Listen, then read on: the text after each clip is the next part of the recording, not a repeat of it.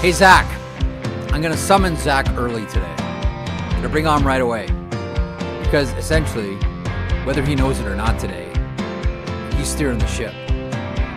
Today, Zach, your job is to keep this thing on the rails. I realized, man, I was really sloppy yesterday. And just blah, blah, blah, blah, blah, blah, blah, blah. Next thing I know, it's like 90 minutes later. But you have the wrong producer for that, I think. Because really, I do the same. I have everything. We're ready to go. Every single thing we want to do. But okay. Your job to keep this one focused. We're going to really try to keep this one tight and bright and respect everybody's time. So one of my favorite things to do right before we go on the show is read the comments in the chat. And yeah, many of you have caught me while we're doing the show watching on YouTube, and you're like, Marek can't stop reading the chat. And it's true, because chat's so much fun. The chat's awesome. But in the chat today, Tom Allen can't stop seeing triangles. TJ Ayash, triangles everywhere. What did we talk about yesterday, Zach? What did we talk about? A lot Philly? of triangles. A lot of triangles. We showed Max Zuccarello, and I got a lot of tweets about Jonathan Toews saying, Jonathan Toews, tut-tut. He's been doing that for years. Hopefully we'll see him do it again next year somewhere on some team in the NHL. Good team skating. So if you are watching Vancouver and Calgary, and I want to get to Connor Zary here in a couple of moments. Oh, welcome to the show, by the way. Bad host I should always welcome people to a program. Thanks so much for your continued patronage and attention. If you're a triangle watcher, like we are here around these parts, you saw two of them in the shootout yesterday. And as we swore to document the most mundane things in the NHL on a daily basis, we're going to show you the triangle goals. Which one you want to start with, producer Zach? Oh, here we go. Here's Huberdeau. Jonathan Huberdeau. Hey, look, it's 5-hole. Well, actually, that's triangle. That's not 5-hole. That's triangle by Jonathan Huberdeau. Not to be outdone by the suddenly resurgent Elias Pettersson. Has he woken up, Zach Phillips? Here he is in the shootout. Have a look at this. And again, it's a left-hand shot. He's going 5-hole, right? That's triangle. Watch the right skate, folks. Watch the right skate. Yeah, you know it. Let's have a look. There's that triangle is open on Dustin Wolf. Yeah, he knows it. Triangle. They were talking about that on the sheet, and there it was, and I left it exposed, and Pettersson hit it. There we go. 2 triangles last night. Yeah, and we got tweets about them right away. Jeremiah Maxwell tweeted at us. It's good. Immediately. It's good. That was the one we could make. It's our goal to make anything semi-interesting here on the program. And you know what? I think one of the hardest things we're going to probably do is try to make mundane, boring PA announcers interesting. Because I do have a love for them. I think you do as well. Yes. This is the goal of the show now. Also in that game yesterday, a great hit by another Pettersson. Elias Pettersson. Sorry. Jeez. Poor John Shorthouse. Elias Pettersson catches Nazem Kadri. Great hit.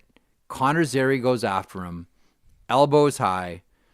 Pettersson leaves. Hearing today, Department of Player Safety with Connor Zary. And I think at least maybe a game's worth is going to depend on the nature of the injury. I don't know if we have it handy or not, but I think one game is going to depend on whether Pettersson is hurt, whether he's injured, whether he's going to miss games. But to me, this one looks, sounds, walks, talks like a 2-gamer. And if there's an injury, it's a 3. I don't like the waiting to see if there's an injury. I do. Because you could do the same hit and it doesn't result in an injury. Yeah. Why is that any different? Think in legal terms. Think like I know it's not even apples and oranges, it's chalk and cheese. But I think if there is an injury, I mean, even if you didn't intend to injure the player, if there is an injury, I think there does need to be another log on the fire. Like, I'm not saying like double it by any stretch. Although throwing in one game, if it's 2, I almost are doubling it. Doubled it. But it again, I'm doing this like the rest of you guys are. Like, okay, what's the precedent? What's the nature of the hit? It was instant revenge, right? He just saw his teammate get crushed by a really good defenseman, by the way. He's like, and everyone in Vancouver's like, pay attention to this guy because he's really good and he has been fantastic. And it was like right away, like instant revenge. It was emotion, distance traveled. It wasn't like in the middle of a scrum where something happened. Like he had to skate to leap up and attack Pettersson. So this one's got 2-gamer written all over it for me. Maybe if there's an injury, we're looking at 3. Again, we'll see what happens. Hearing is today. We'll see how that one goes. All right. Coming up on today's program, Daily Outlines, presented by our friends and partners at FanDuel, North America's #1 sportsbook app provider. Troy Smith is going to stop by. Troy was on the show early. When did we have Troy on? Was it December? Maybe January? First week of the show. First week of the show. Wow, is he that important? Jeez, Smitty. I think the 3rd or 4th show. Holy smokes. Smitty, you're important. You have to widen the door frames to fit your head in. Look at you. Troy Smith will drop by. We'll talk about the Winnipeg Jets Powerplay and why it is just flat out so much fun to watch. Brandon Montour. We're going to break down this one with Smitty. By the way, Smitty's from HockeyIQ. Follow him on Instagram. Follow him on Twitter. He's a coach. Coach teams like the Kitchener Rangers. Worked a long time with Pete DeBoer and Steve Spott, et cetera, et cetera, et cetera. So we'll talk about Brandon Montour as well and that overtime goal and how that happened, where the breakdown was. Triangles, again, yes, it's going to be in the rundown every time we see them, and we highlighted a couple off the top. So more with the shooting at triangles here on the program. We do have some emails, the sheet at thenationnetwork.com. We will get to some of those. And, some NHL changes. This one's an interesting one because Connor McGahey from the Colorado Avalanche broadcast put out the tweet essentially and highlighted a couple of rule changes he'd like to see. And so I threw a few down myself and put it out to you and said, fill in the blank. What would you like to see changed in the NHL as far as the on-ice product goes? And we will do it here on the program. Okay, you're leading. I'm following. What you got today, Philly? Do you want to do the... Don't ask me. Don't ask me. Tell me. Here's what we're doing.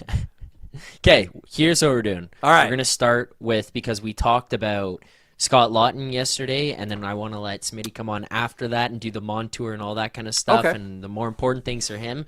Let's do the Tom Wilson, Ryan Strome interaction. I thought it was unreal. I mean, we've talked about it. It was more. It was funnier to me because of like how much we've talked about Tom Wilson and like the enigma of Tom Wilson, and then Scott Laughton fighting him, which we did yesterday. Yeah. And then this Strome mic'd up clip comes out if you want to watch this one. Yeah. Okay. So this is from the Anaheim Washington game a couple of nights ago. This is Tom Wilson just chatting up Ryan Strome. Enjoy. My guy sticks his foot out and I'm skating up ice. I think it's a toe pick. But I'm hot this year. Most goal scorers get those calls from me. Oh, come on. Tommy, if you want to go center ice, I've been waiting my whole career for one. Oh, yeah. I'd like to see that one. Yeah? We got to do it. No. I'd like to see it right now, Ryan. Hey, you got to put one hand behind your back. Here's your chance. Not that stupid. That's stupid. The ending. I'm not that stupid. I'm not that stupid. So that's really cool. By the way, did you notice who the official was? No, it's for you old school folks. That is Carter Sandlack, the son of Jim Sandlack. Hey, Vancouver Canucks, I'm looking in your direction. So second generation hockey player, now hockey official, Carter Sandlack there with that one. Now here's the point I want to make about this. And we've all seen these, mic'd up moments. Some can get a little salty. Let's be honest, they're not all PG. Some can get pretty salty. Yeah. Brian Bellows knows that. There was actually a really good one you can find on YouTube is for all you Alberta hockey fans, Tim Hunter and Dave Semenko. Dave Brown. Sorry, Dave Brown. Tim Hunter and Dave Brown from the old Battle of Alberta days is a particularly spicy one. But here's my thought on it. Like, it's so wonderful for fans to see and get that glimpse and get an eyeball and an earful of what the guys are saying on the ice. Here is my big proposal to the NHL, Philly. And we'll get to Troy Smith on this one. And listen, he's been behind the bench and he's heard some salty things too. And I'll gauge his reaction to what I'm going to propose. How about this? I don't know if this is subscription-based or not. I don't know. That's for taller foreheads than mine to figure out. How about the NHL offers, for every game, they offer 2 games. Like you could watch Washington and Anaheim live without the mic'd up moments. And then maybe you pay an extra $5 a month for the whole NHL package. You can watch the game afterwards with the players mic'd up. Okay. I'm going to say the players are going to say no to that right away, and the PA's going to say no to that. Come on, hang on a second. This is all going to go to HRR. Swear to your heart's content. It's only going to reduce your escrow. Hang on. Yeah, so the saltier I am, the less I pay escrow. Oh, watch me work. Watch me go to town. Love the idea. I mean, I was on the ice and played, like hockey all the way through, and still play men's league, and you hear guys say some stupid stuff, but can't imagine this one's gonna fly. Love the idea. Yeah. Do not ever see this. How about you offer that secondary window to watch the game? The really offensive stuff gets washed, but things like that make it in. Yeah. But it makes it to social media right now anyway. Well, I mean, I guess it just should make it more. But yeah. You know what? I mean, I get where you're going with it. I think that the NHL and the teams involved, like, let's meet in the middle here, they should just do a better job of promoting this stuff. It shouldn't be once every couple of weeks we find from one team that a clip like this comes out. Like, that shouldn't be the case. This should be more common and put out there, because this is something too, like, by the way, Pat McAfee picks up on this stuff all the time, and he'll talk about this on his show. I don't know if he talked about this one, but if you do this more frequently, it'll come up in the mainstream media more often. It'll be promoted and talked about, and people latch onto it. It just needs to be put out there. I don't think the uncensored game is going to get there. Hockey's on a streak right now, man. Like, hockey is so hot again right now. It's so hot. It's so good. Brand new eyeballs on it since the Four Nations. Like, hockey is going like great places right now. Boom. Here's another flavor puck. You know what? Why don't we ask an actual coach? And someone who, when he was a player, played with the notorious Danbury Trashers. If you want to talk about a salty team with salty mouths, and he's smiling already, Troy Smith. By the way, Smitty, before we get into this, Troy Smith from HockeyIQ, before we get into breaking down the Winnipeg Jets power play, and I want to get your thoughts on the overtime between Seattle and Montreal last night, your thoughts on my grand idea that's going to revolutionize the game, maybe end some players' careers as they get canceled along the way. But nonetheless, your thoughts on providing secondary screening of games with mic'd up players. I love it. I think it would take that HR way up. You talked about the Trashers. I was going to say that, maybe they could have had us mic'd up, but we were mic'd up, but it was by the FBI. So a little bit different. And, I wonder if they got any old tapes they can share, but it'd be interesting. The hearings weren't before a commissioner. They were before a judge. Danbury Trashers. Hey, real quick, and I should have done this last time, but as Philly just mentioned to me, like, you're on during the first week of the show, and we're trying to figure out how we're going to do this, and now we're really comfortable here on this thing. So I'm just going to say, like, every time we have you on, I am going to ask for a Danbury Trashers story. I'm not going to ask for one specifically now because I'm putting you on the spot, but just a wide brush thought, because we've all seen the documentary. Just a wide brush thought, like, what memories flood right back to you when you think of your days with the Danbury Trashers? I really wish I appreciated what I was in the middle of more, because we were just having fun. But one particular story, and it's about Jimmy, where Jimmy would come in and have conversations with us in between periods. And I can remember coming in between first and second, whatever it was, and he basically went around the room, and it was unbelievable. 20 different names for the 20 players about how bad we were playing, called us each something different. And at the end, he ended it with, and you guys know you don't want to blank with me. Yeah. Walks out. 5 seconds later, walks back in, points at the ceiling, which is a nod to the FBI, and says, "No, I don't give a crap if they heard me say that." And then he walks out. You want to see 20 hockey players completely scared out of their pants, checking their drawers. It was unbelievable, but it was a lot of fun, and I really wish I appreciated it more during that time. Well, we can all appreciate it now, going back and watching the documentaries and hearing all the stories. It just seemed like, Smitty, like, honestly, like one of those teams where, You know, there are some teams where you hear stories and like, okay, well, there's probably some truth in there, but a lot of it sort of gets exaggerated. Every single Danbury Trashers story I hear, I implicitly believe, because I have no reason, because it's one of those things where how can you even exaggerate more? Like, again, like the FBI was involved, you know, like how much more can you exaggerate about this team? Like, honestly, Smitty, I believe everything I hear about Danbury. It's all true. I think I've said to you, they could have done a second documentary with way more stories, and it's, you know, I was only there for 3/4 of a year. The guys that were there for 2 years have a lot more to tell than me, but we need a little bit more of that in the game. Stories like that, you know, maybe restart the United Hockey League. Dun, dun, dun. Here comes the U-Haul again. All we need is an NHL lockout and have guys beacon Chris Chelios like they did Hatcher. Didn't Avery go down to the U-Haul too and play during the lockout as well? He did for a little bit. The guys that I remember is there was obviously on that team there was Hatcher, Smolinski, Chelios. Avery played a few games, and then the Missouri, I can't remember what their handle was. Missouri had Jackman. And another guy from St. Louis. There was 2 or 3 guys from St. Louis that played in that league. So it was actually a pretty good league when you look back at it. A little tough, but little bit snug. Okay, let's get to some video. And this is, you know, obviously for the people that are watching either live on YouTube and archive on YouTube. If you're listening on your favorite podcast platform, I encourage you to go and have a look at what Smitty's talking about here. When we want to break down a couple of things, we don't do this very often on the show, but there's a couple of things that I really think need some attention. One of them, the Winnipeg Jets power play, but bracket that for a second.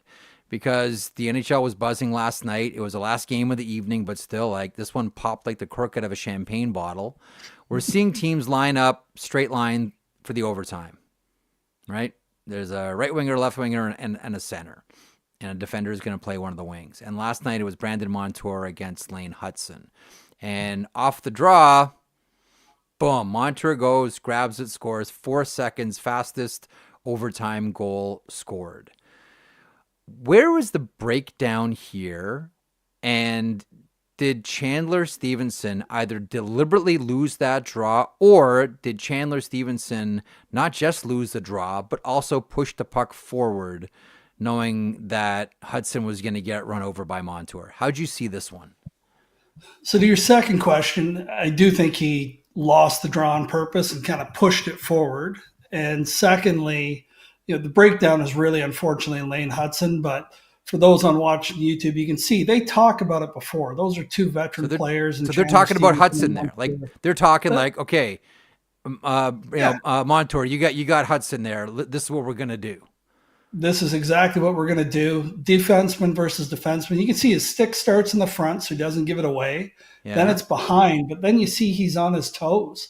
And right away, he's jumping past them. There's absolutely no doubt in my mind. And you can even see it the way Stevenson's stick goes out, that's what they're trying to do, is just push it past him and really, unfortunately, take advantage of a young player. But look at those eyes. And I would say when you look at the eyes right off the draw, he's focused in on when that puck's going to go down.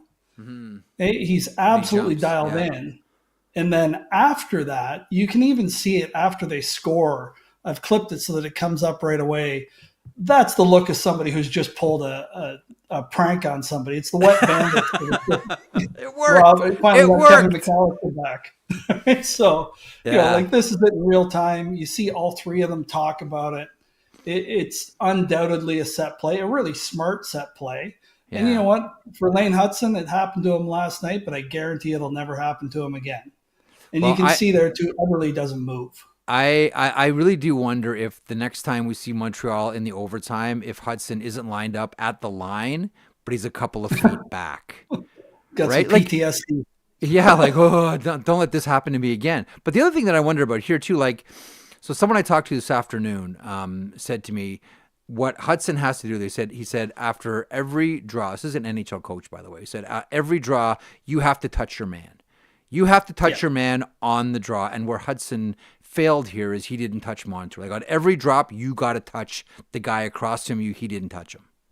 You have to have a bump. And I think the other thing that young players don't do is just look at the hands. Not so much in that scenario, but defensive zone draws for sure. See what they're going to do. The hands of the players, if they're right or left shot, usually tells you exactly what they're going to try and do, or at least gives you an idea of what their options are. And that's all part of the learning curve. Obviously, Hudson's going to be a great player, and is a great player already. Yeah.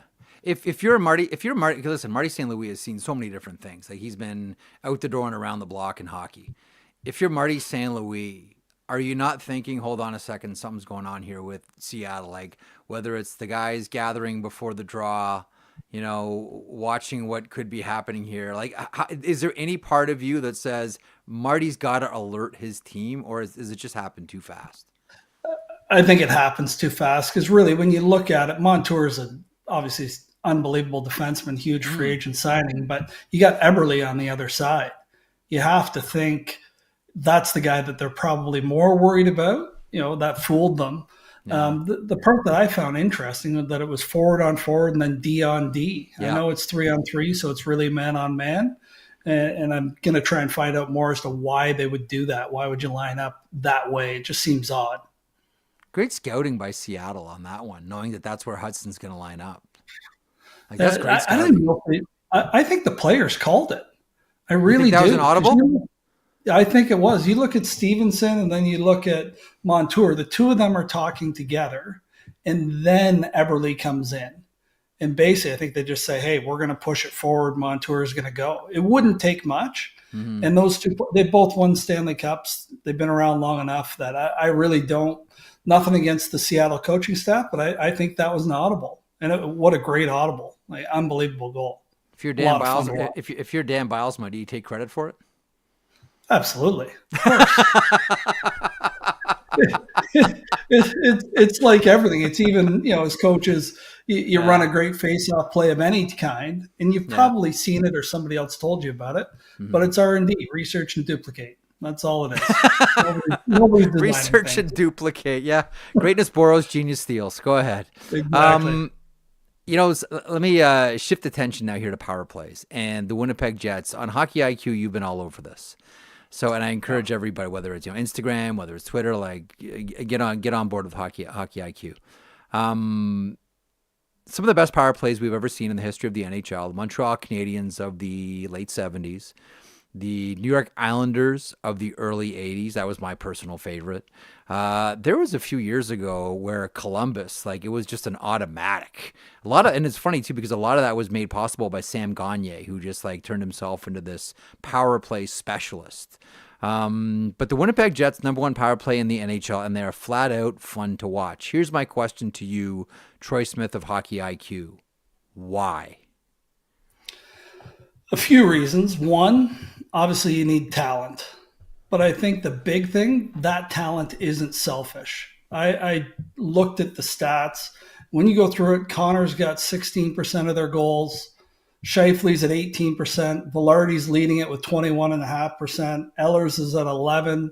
Morrissey's got 5%. And a guy that isn't even always on their first unit, Perfetti, is at 9%. So it's not a power play. And you see this from time to time where the player always wants the puck. And when that player always wants the puck and you have no other options, it becomes easier to pre-scout and adjust and things like that. When you look at the Jets, they're not a selfish team. I think the other part is that they're not afraid to shoot. And myself included, we often talk about the quarterback. But when you look at Gabe Vilardi, 6'3", 215, whatever he is, he's leading them with 12 goals. And his presence and his skill is complemented by not just Ehlers that could be on the goal line or in the bumper position, but also the threat of, let's be honest, Scheifele can rip the puck, and so can Kyle Connor. So how do you defend it when all 5 guys on the ice, whether it's Ehlers or Perfetti, can make you pay? Let me, before we get to some of the clips here and some of the breakdowns, refresh my memory, my timeline in my head is all boggled. Were you coaching in the OHL when Gabe Vilardi was playing with Windsor? Yes. Yeah. So you knew, dots down, he was probably the best player in the league. Like, Yeah, like he hasn't like profoundly changed his game. He's just gotten bigger and stronger and more. And the main thing is healthy and more comfortable out there. Like, I don't see his game being that much different than that dominant game that he played with the Windsor Spitfires. I would agree, and I think he's 25 now. So really, feels like he's been around forever. It does, because I think they saw how good he could be, and I believe he started as a 19-year-old and battling through all those injuries. Yeah. And then I think the other part is just being on a team where you're supported like that, but he's still given the opportunity. He's starting to become a premier forward for me. I think he's at 60 points now. I know that's not way up at the top, but that power play is so lethal. That's a big reason why they've been successful, and Velarde deserves a ton of credit for it. How much of it is too, and you've already sort of touched on this, is like there are so many players that have such different skill sets. Like what Nikolai Ehlers does is different than what Kyle Connor does, which is different than what Gabe Velarde does, which is different than what Josh Morrissey does, which is different than what Mark Scheifele does. You know what I mean? Like there's not a whole lot of overlap. No, really on the flanks, I would say that Scheifele and Connor are somewhat similar. Big guys that aren't afraid to shoot the puck, but can also dish it. And they all just complement each other. And you really see it, the way they move and the way they rotate into different situations and different positions, and really the way they can adapt against different penalty kills is just beautiful to watch. As a bit of a video geek, I love it. I can't get enough of it, and that's why I've been sharing so much about the Jets. It's just the different threats and the different things that each one of these players brings. Like watching the Perfetti goal from the other night, I really believe that he faked the shot and then made the backhand. You think so? I go back and you and I had this conversation over text the other night. I'm like, I want to think that it was deliberate, and then the other part of me is like, nah, it just got broken and he made it and he salvaged it. Like let's have you have this one queued up here, Smitty? You'll see what we're talking about here with Cole Perfetti. Has it. Zach there. Zach has the clip. There we go. So this is the goal. So you're gonna see they rotate into what's called a spread or a box and one. So they get the puck, and initially, so Perfetti's down at the goal line there. Initially, they're kind of more in your umbrella 1-3-1. Morrissey as the QB, Scheifele and Connor as the flanks. Yeah. But then right here, you're going to see how Scheifele goes to the goal line. Velarde comes out into the middle. Perfetti is going to slide down to the goal line. And then Morrissey stays over on the left side. And what I think is kind of their trigger or their read as to when they're going to actually get into the box and one, which is effective against an aggressive kill, is when Connor carries it up. Because you can see that Scheifele slid down, and that's what you would call a spread or a box and one. And you'll see. So that, hang on, just to pause, so everyone knows, like the box and one essentially means that there's one player inside that box and everybody else is on the outside. On the outside, and the distance of the passes, what makes an aggressive kill. It's hard to be aggressive when the puck's moving so fast, because despite what young players may think, the puck always moves faster than players. So they end up getting it down to Perfetti. And then right here, I think he fans on it and he salvages it and makes a great play. You disagree? I'm biased. I was part of the staff when we drafted him, but you just look at that. It's such an exaggerated whiff, but if you whiff, you usually fall forwards and things like that. And he's just so casual about it at the end. Let's watch it and again. You really see it. Like to your point right there, that's the box and one. You can see the box around one guy in the middle, also called a spread. Again, really effective, because for the Rangers to go running, that's a long way for them to really pressure. And it's a good adjustment for a power play. But then right there, it's so quick. It's fast, man. Perfetti's hands are so fast. You're not buying what I'm selling? I don't know if I'm picking up what you're putting down. Even there, Jeff, his body isn't turned. He's not bringing it to the net. Yeah. He literally just moves his stick and then taps it over, and Velarde's ready. The Rangers goalie bites on it too. It'd be interesting. I can't see the chat, but it'll be interesting to see. Maybe there can be a poll that Zach can put up for whether or not. What do you guys think? That's an interesting one. What do you think in the chat? Did Perfetti fan on that, or was that deliberate to draw the attention away from Gabe Velarde, and then it's a 2-foot putt? It's a 2-foot putt for the former first-round draft pick. Cole's an extremely gifted. I have a quick pause on Perfetti because, listen, last year at the deadline, Kevin Cheveldayoff brought in Tyler Toffoli, the Winnipeg Jets, and with that went Cole Perfetti's spot. Not that Rick Bowness was using him a ton, but still. And this year it's been more opportunity. There have been times of struggle. There have been times of great production. What do you know him? What do you see out of Cole Perfetti right now? I see confidence. Like, even on that play, even if he whiffs on it, you just think about if he's playing tight and he's playing tense, that play doesn't happen. And you see him, like, when I first saw him, he was playing for the Vaughan Kings. It was at Scotiabank Pond there at the OHL Cup. And I walk in, and first shift, he drives the puck down, goes slowly up the wall, finds a late man. And I was like, this kid's got unbelievable hockey sense. And now I think he's really maturing, and he's comfortable in his skin. He's gotten stronger. No different than Velarde. It's just maturity, where that maturity leads to confidence. Plus, it doesn't hurt that he's playing on the number one team in the Western Conference. Yeah. But a coach believing in him as well doesn't hurt him also. And he's such a mild-mannered, and I don't want to say that because I don't want to say that he's not competitive, because he is. But he's got just such a good aura about him that I don't think a lot of things bother him. And so now we have getting we have the poll going in the chat, by the way. Did Perfetti intentionally fake it? Fanned on it 57%, meant to do that 43%. Well, you are the host of the show. I'm biasing the witnesses here. You're biasing the poll. I don't want to get kicked out of the chat. All right, you can all stay, except for you, 43%. Punt, make like a tree and leave. All right, anything more for Winnipeg? No, that's, obviously they've got a great goalie, and from a Canadian perspective, let's hope they do great.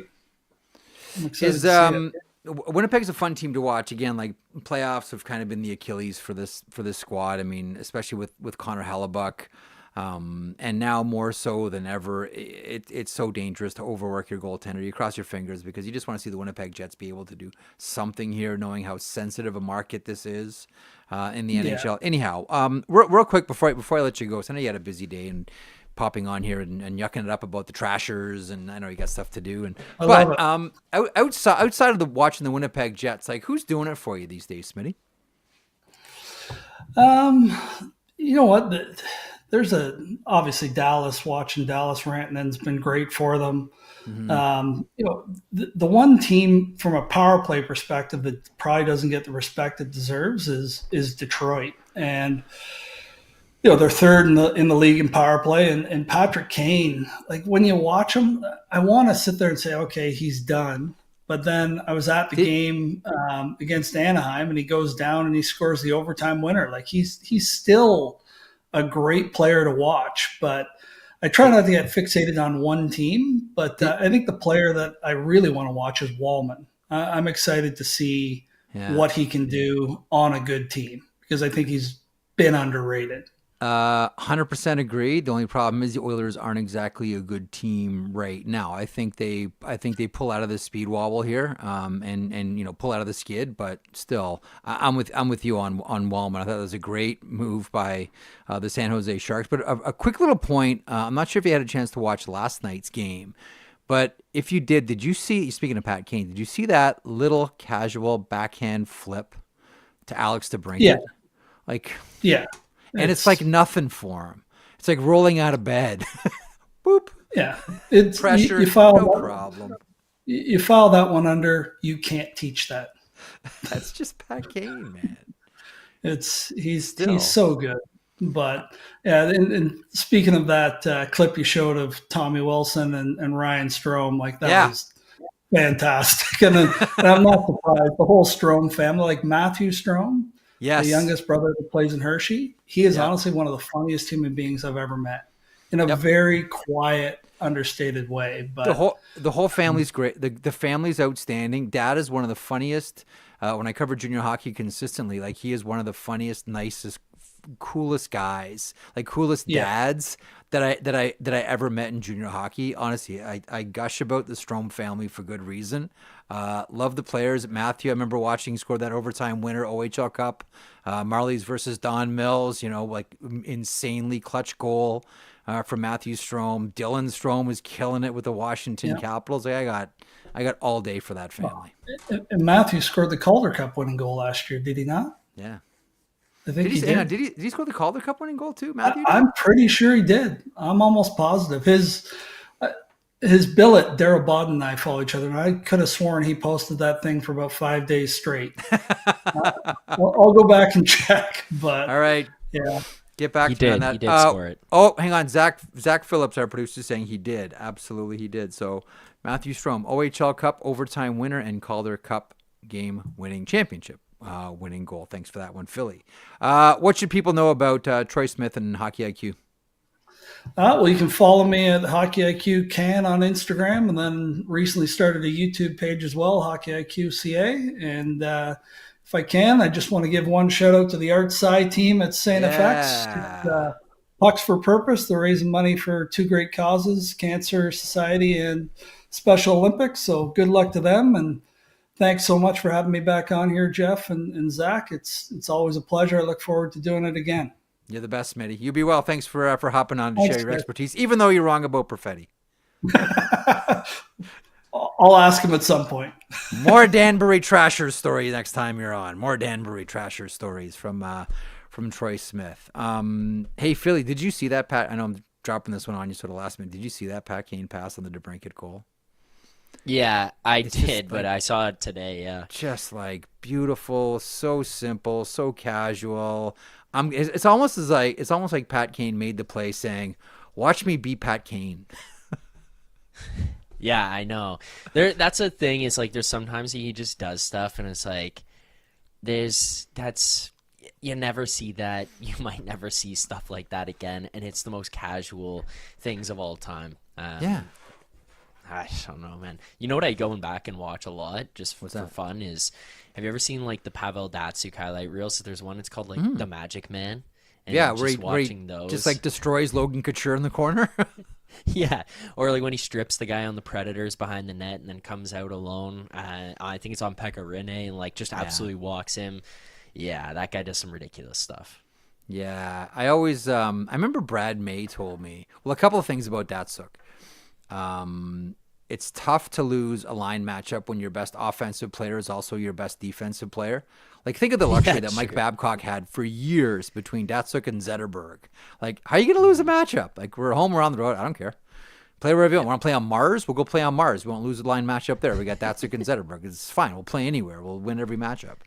So there's that. He also, I know we always make a lot about Leon Draisaitl's canoe paddle blade. Like, he's got like the burger flipper, I think they call it in Edmonton. Like, the thing is massive. I remember in Quebec City at Memorial Cup, having a look at it. It was the first time I saw it, first time I met Draisaitl at the Colisée, and we're just going by the stick rack. You know, before games, one of the things that I like to do is just go by the stick rack and see who's got like unique sticks, simply. Like, okay, is there a story here? Can we ask about this? And like Draisaitl had this the burger flipper that he had. But if you look at Datsyuk's blade, it's like a shovel.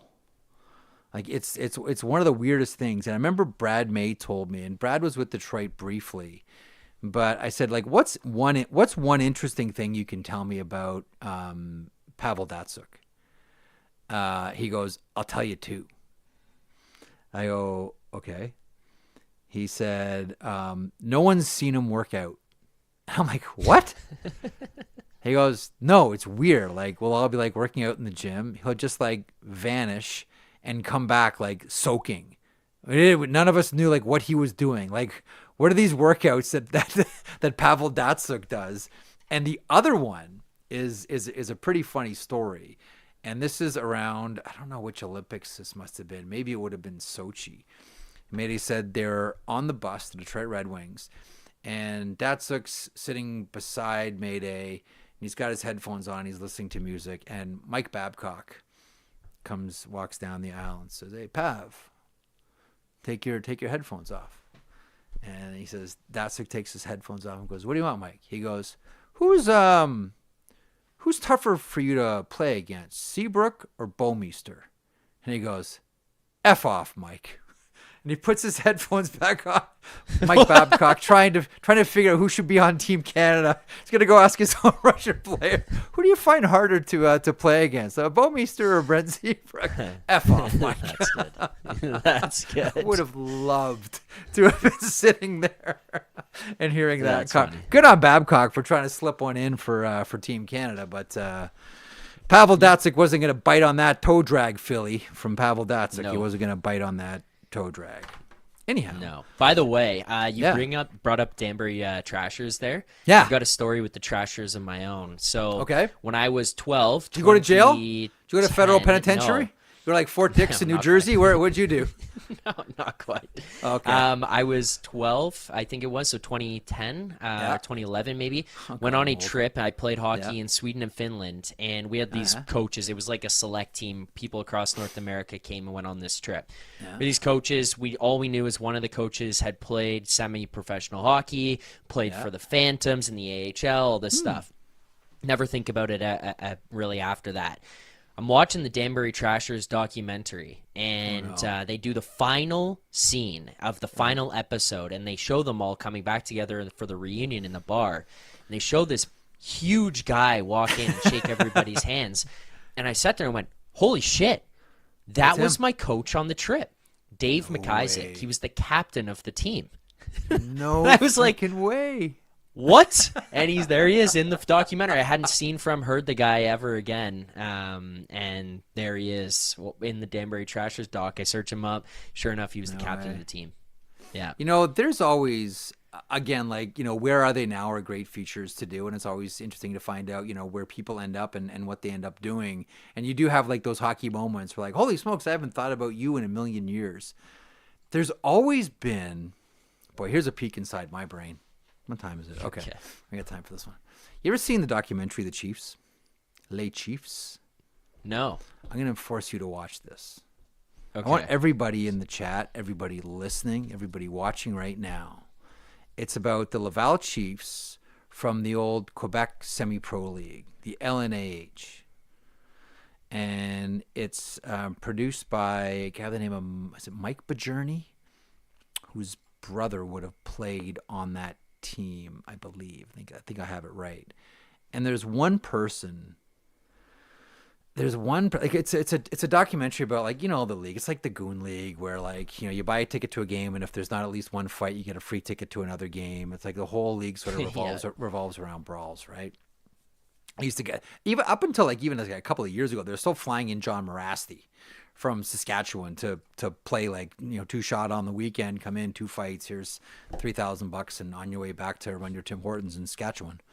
And there's one of the people from this documentary, anybody listening who's watched this, you may have the same feeling that I do. Brian H. Jeffy's handing out homework today, folks. Yes, I am, damn it. You're all going to go watch The Chiefs. It's an awesome documentary. I got a poster right around the corner here in my in my basement of the Chiefs. But anyway, this guy by the name of Tim Levesque, who the team brings on at a certain point of the season. And for whatever reason, I can't stop thinking about all the scenes, and I don't want to bias anybody here about Tim in this documentary, but you'll know what I mean when you watch the documentary and at the end of it, you say to yourself, I really want to know what happened to that guy and where Tim Levesque ended up. Someone told me he was once upon after the documentary and after he finished his hockey career that he was bouncing at a nightclub in Ottawa. But there are just some people that where's Link Gates now? But yeah, Tim Levesque, the guy who fought before he got drafted, right? And he had the black eyes in his draft pick. That's Link Gates, right? Yeah, Lou Nanny might That's the have been one? like Yeah. might have been like the elevator on the way up. Like they took Modano first, and they took like the toughest guy in the Western League to protect Modano. Might have been the elevator. He's got a case of beer on each shoulder. When's training camp, GM? And Lou's like, what did we just draft?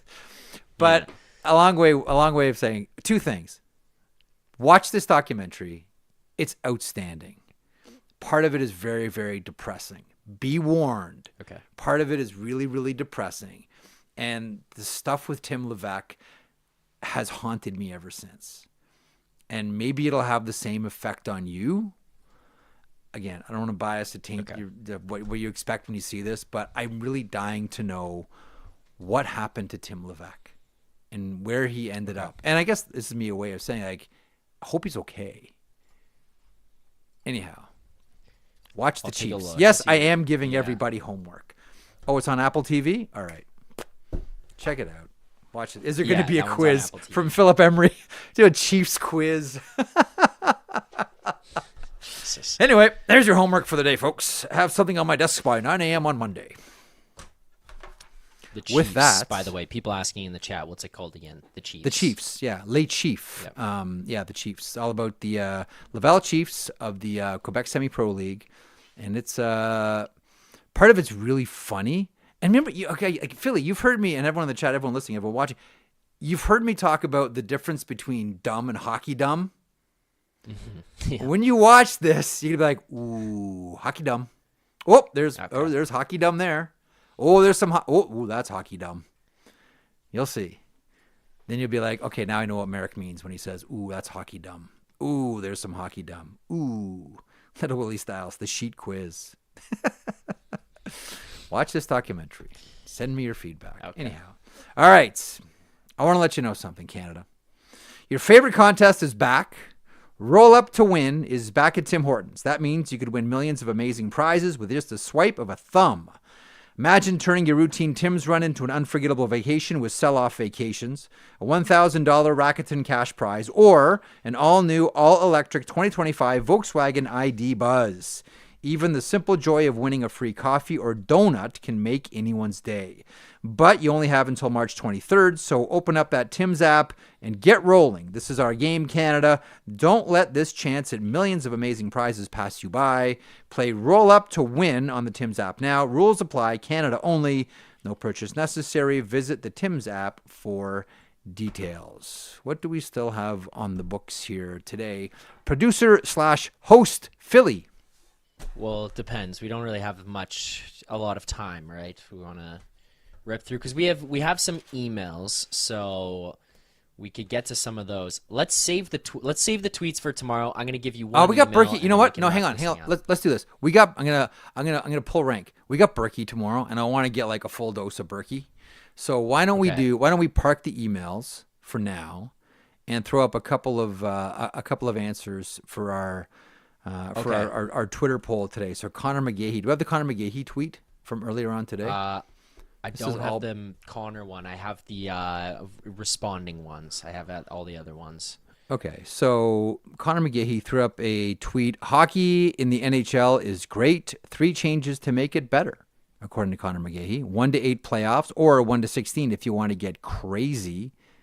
Man, I grew up with 1-16. It was wild. No shootout and can't go back across the red line in overtime.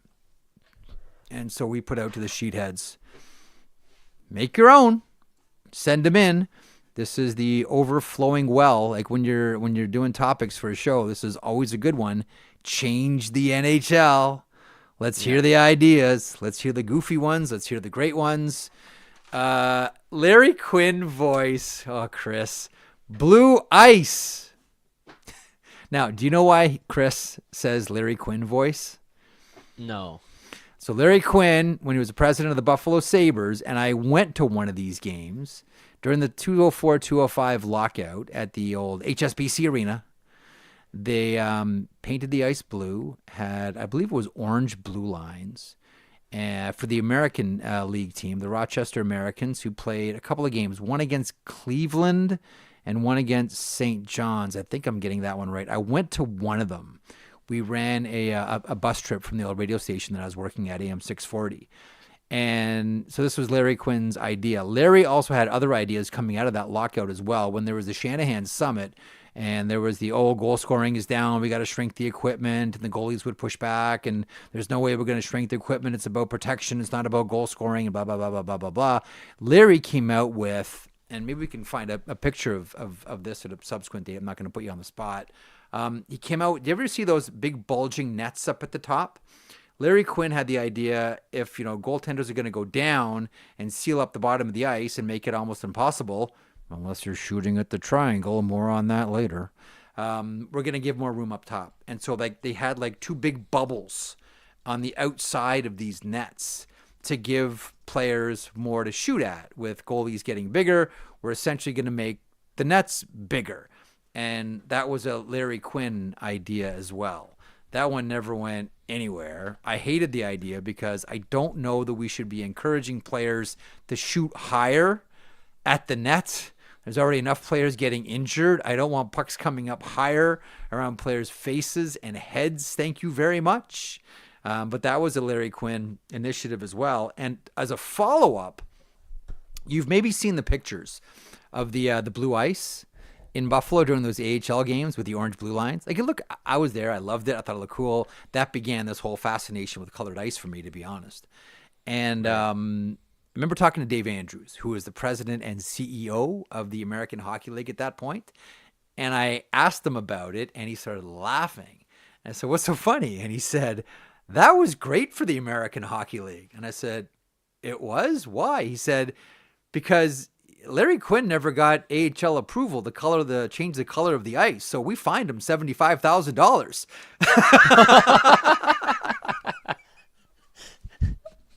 He never asked; he just went and did it, so we fined him. Put $7,500 in our jeans. Oh yeah, that was great. Do it again, Larry. Change the nets too while you're at it, Larry. Yeah. Keep changing stuff. Go ahead. Just keep ringing you up. Cash box in Buffalo. So that's why Chris put Larry Quinn voice in that one. So I appreciated that one when I saw it. Do we have any more? Yeah. Let's do this one. This one's a division realignment. Oh, also quickly, by the way, the ECHL does the blue and the different color goalposts. Yeah, those are super cool. Cool PHF used to do that. Used to do purple posts. Loved them. Oh, okay. Here's the division realignment suggestion from Avery Space Hall. Hope I'm not too late, Jeff. I got a big one. Divisional realignment featuring a Great Lakes / Original 6 division, a South/Southeast division. Pacific and Central remain pretty much the same. And then this fixes travel distance for quite a few teams. And they included a map in which they've circled it here. This is one of those things where you want to have some time to sit with it and look at it and think about it. But it's an interesting one. Dallas still has tough travel. Florida teams still do. I mean, first blush, the only thing that I don't like is Original 6, but, Why don't you like that one? Because it's not true. Okay, you're being there's an original. You're not talking about the actual alignment of the division. You're talking about the labeling of the teams. The term, yeah.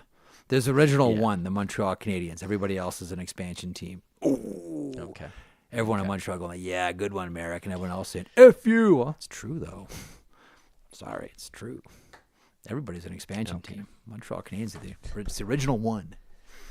That's what I got for you there, Philly. The other one is a shot clock. I wanted to know what your thoughts were on this one. I know. Shot clock on overtime? Video reviews. Oh, yeah, I do. Oh, on video reviews? Yes. That I do like. Because things like offside, really, I mean, I look at offside just as a to me, close enough is good enough. It's just a way so no one, egregiously goes offside. Matt Duchene. It's Matt Duchene, and Alec Martinez as well. It was an LA game. But Matt Duchene is the one we always use as the example. so much of all this is just on Matt Duchene for whatever. I feel sorry for Matt Duchene, but he's always going to be married to this one. Yeah. The thing about offsides for me is, again, close enough is good enough. You just want to keep players close enough to the blue lines that nothing is egregious. And if your eyeball can't discern it with a 30-second review, then I'm sorry. Then I'm sorry. But then let's just default to the Jeffy's close enough is good enough and keep it that way. Otherwise, like, man, we've seen some that are so long.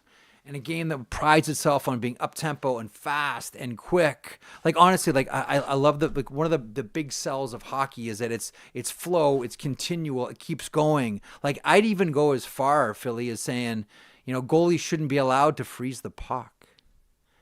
Why are they allowed to delay the game where everybody else is not allowed to delay the game? That's for another show. But I'm saying, like, that's part of the hook is like it's action, it's continual. Yeah. And then we go, hold on a second here.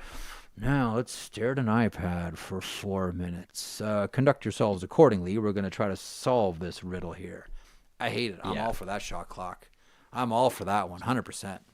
I'm good. Well, the other thing that I'll throw quickly, we'll keep moving on and wrap this up here. But the other thing with the offsides, Mike Baker. Yeah. The one point in here, no offside reviews 20-plus seconds after zone entry. He threw in some other things there, but I wanted to key in on the offside reviews 20-plus. I have an idea here on top of this that Mike inspired me. Okay. You have to challenge the play on the fly within 30 seconds of it happening. Otherwise, you can't anymore. So your video team still has an opportunity to review it, but it makes them have to work faster and maybe be better. They call down to, whoever your assistant coach is on whatever bench and say, Marek, challenge it. Okay, so, but does the whistle then stop on the challenge, or does the play have to be over? No, stop on the challenge, and then the ref can call it right then and there. No way. Why? Hang on. So as the play is going on, yep, you're challenging the offside, even if there's no goal that's scored. Yes. You have to make a decision. Is it worth it or not? Do you have to do it? Because then it kind of eliminates that. And it keeps the time. Like, how often do we see? Okay, maybe it's not too often, but we see it too much where it's like it sticks out in my mind where like a minute and a half goes by. The guy was offside. Now you have to review it, and like you go back to the point in time of the guy was offside. Like we're playing a minute and a half of useless hocky there. Yeah, where, I get it. like, empty calorie hockey. I get it. Matters. I get it. Like what happens to that time in sort of like real hockey sense. Or we could just get rid of those offside video reviews altogether. I know you're getting the toothpaste back in the bottle here, but I'd be a fan of that. Like honestly, just to your point, Philly, because of a Matt Duchene offside, that was egregious. Everybody lost their minds. But like we have to have a mechanism for this never to happen again. Why? It goes quick though, right? Happens. Like, because the other thing, like Brehound says, that would slow the game down so much. I don't think it would, because I think you'd probably see less challenges. Like, unless you know that it's offside, you're probably not challenging it. Yeah. And then you but can then, do. But then you're stopping the game on an offside. Is that what you want? But you only have so many. You're just going to take penalties. Like, you can't do it over and over and over again. If you challenge and you get it wrong, you get a penalty. Then the team goes to the power play, and then they set up in the offensive zone on a faceoff, and then you lose the ability to challenge anymore.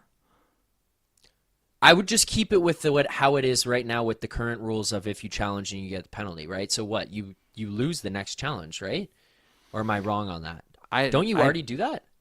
So I just don't. Honestly, I just hate the idea of it's offside. We're gonna just end this right now in the offensive zone.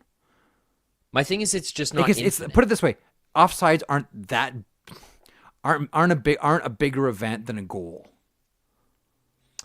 Like, goals are the ultimate event. Right. But the reason I throw this out again is just kind of, you would only challenge it because your video team saw it and went, that was a foot offside. Stop this now, challenge it.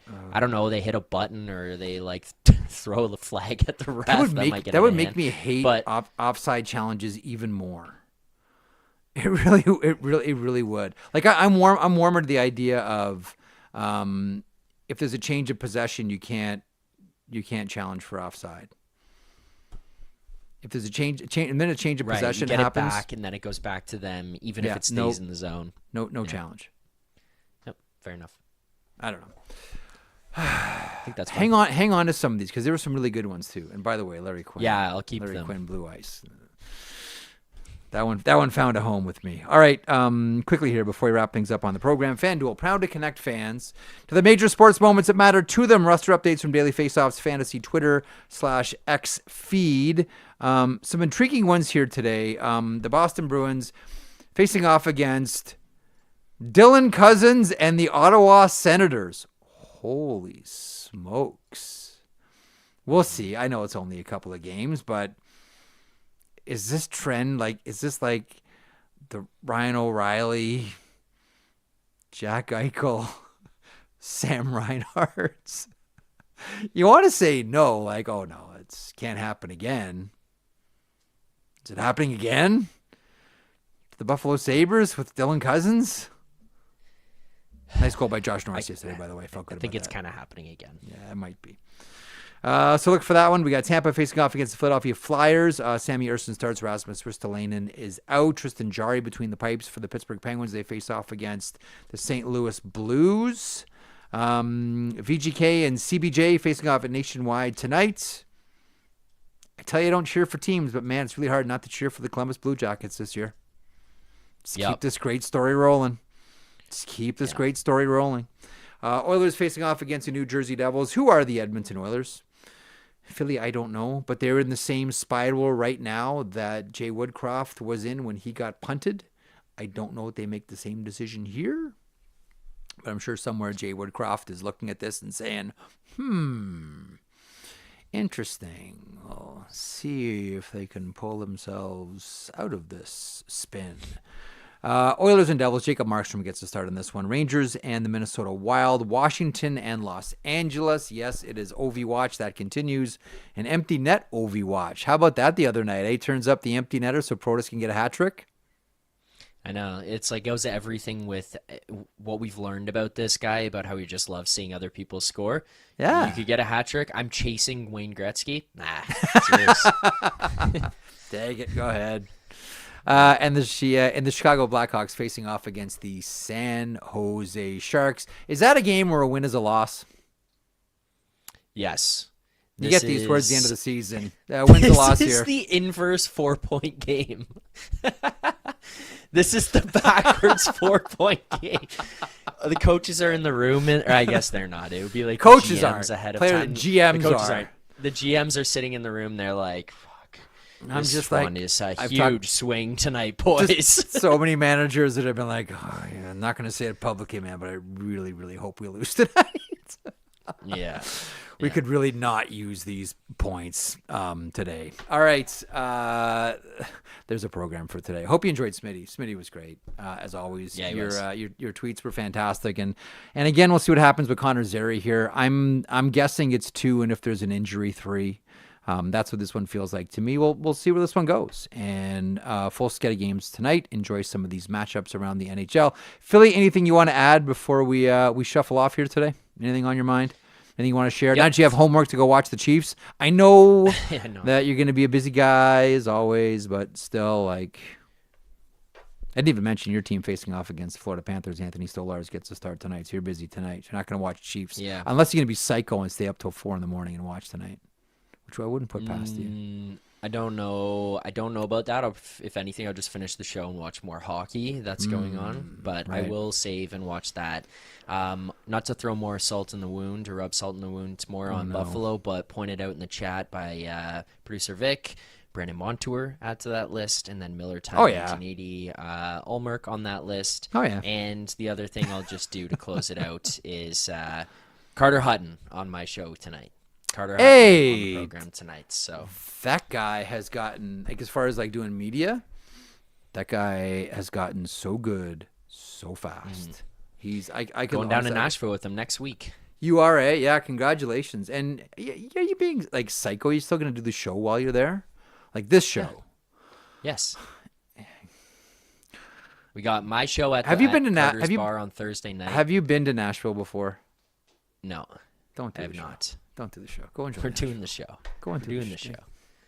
We're doing the show. You I got the my job. show Thursday night. You got the job. Like you got the job, man. Like you're not on probation. Like you got the job. Like don't be that guy. Go enjoy yourself, man. We're doing the Enjoy show. Nashville. We're doing the show. Your mother and me are very concerned about you. You're not enjoying your life anymore. Hockey and the microphone and smelling salts, and like, your mother and I are very concerned. I got a new bottle too, Jeff. They Oh, are great. Yeah, I did it the other day, forgetting it was a new bottle, thinking it was the old one. I put it right up to my nose on the show, and I was like, tears rolling down my face. I'm like, all right, I gotta stop doing this. This too much. Again, Philly, It's for you the got the people. job. You got the job. You're It's not going to for the impress people. anybody. You got the job, man. Congratulations. The job's yours. Thanks, everyone, for watching, participating in the chat, listening on your favorite podcast platform, listening in the archive, watching in the archive. Thank you for your attention, as always. Tomorrow's Friday, and that means Brian Burke. So Berkey is aboard. And the good thing about having Berkey on Fridays, as we found, is we can kind of do the weekend review and go over all the hot button topics and stories that happen throughout the week and get Berkey's take on them. We'll know about Connor Zary by the time the show rolls around tomorrow. All right, that's it. Marek out, Philly out. Enjoy the rest of your day. Some of you will do your homework and watch the Chiefs. Others will put it off to the weekend, and all of that is fine. But please, someone tell me, whatever happened to Tim Levesque? The one question that I have for all of you. With that, good afternoon, good evening, good morning, wherever you are. We'll talk to you on Friday.